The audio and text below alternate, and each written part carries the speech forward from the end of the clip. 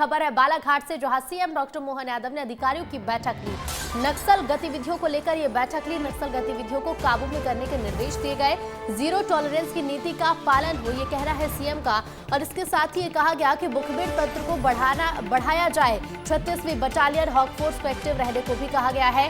तो मध्य प्रदेश के CM doctor Mohan Yadav Balaghat पहुंचे और बालाघाट में अधिकारियों की बैठक मुख्यमंत्री ने ली है। इस बैठक में कई महत्वपूर्ण चर्चाएं की गई। इसके साथ ही देखिए नक्सल गतिविधियों को लेकर भी बैठक में चर्चा की गई। नक्सल गतिविधियों को लेकर ये बैठक की गई। नक्सल गतिविधियों को काबू में करने के निर्देश दिए गए हैं और कहा है मुख्यमंत्री ने कि जीरो टॉलरेंस की नीति का पालन किया जाए और मुखबिर तंत्र को बढ़ाने के निर्देश भी दिए। सीधे रुख करेंगे, भोपाल से संवाददाता विवेक पांडे जुड़ गए हैं। विवेक, बालाघाट के दौरे पर पहुंचे सीएम और कई महत्वपूर्ण चर्चाएं अधिकारियों के साथ बैठक में की है। देखिए, मध्य प्रदेश में हॉक फोर्स ने कई बड़े हार्डकोर नक्सलियों को मुठभेड़ में ढेर किया है, लेकिन कभी किसी नक्सली ने सरेंडर नहीं किया है।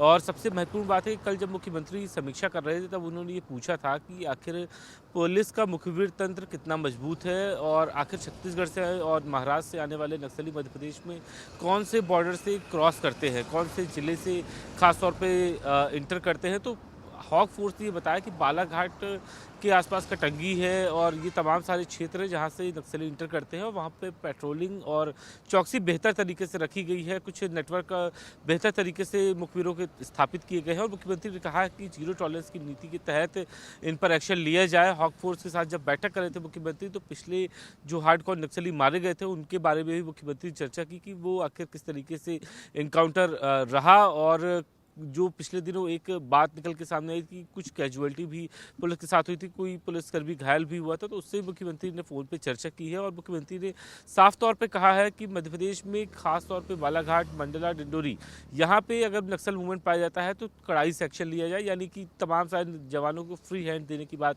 मुख्यमंत्री ने की है। और जब मध्य प्रदेश में नक्सल मूवमेंट बढ़ता है तो खासतौर पर बालाघाट में सबसे ज़्यादा सक्रियता रहती है। CRPF की टीम वहाँ पर डिप्लॉय ऑलरेडी है, लेकिन हॉक फोर्स की जिम्मेदारी बन जाती है राज्य सरकार की कि वहाँ पे कोई नक्सल मूवमेंट ना हो। खासतौर पे जब कोई दलम एक्टिवेट वहाँ होता है तब पुलिस की ये निगरानी ज़्यादा बढ़ जाती है। खासतौर पे जब छत्तीसगढ़ में मुठभेड़ होता है तब मध्य प्रदेश या फिर दूसरे राज्यों में शरण लेने की कोशिश नक्सली करते हैं। तो ऐसे में मध्य प्रदेश और छत्तीसगढ़ के बीच में, दोनों ही राज्यों की पुलिस के बीच में बेहतर तरीके से कम्युनिकेशन बना रहे, क्योंकि कई बार ये बिल्कुल विवेक, छत्तीसगढ़ में नक्सल गतिविधियों पर जिस तरह से नजर रखी जा रही है और प्रयास किया जा रहा है, उसका असर दिख भी रहा है कि नक्सली मध्य प्रदेश की तरफ बढ़ने लगा। और ऐसे में जरूरी है कि मध्य प्रदेश में भी पुलिस प्रशासन और तमाम सुरक्षा बल पूरी तरह से अलर्ट रहे और नक्सलियों को मध्य प्रदेश से खात्मा किया जा सके, इसके लिए भी प्रयास किया जाए। फिलहाल शुक्रिया विवेक आप